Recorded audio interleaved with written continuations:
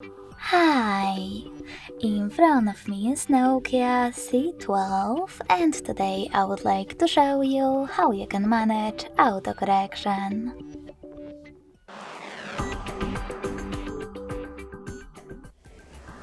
First of all, go into Settings and scroll all the way down to Access System.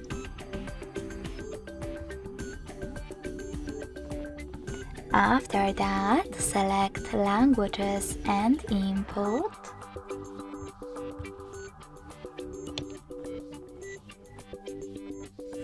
On-screen keyboard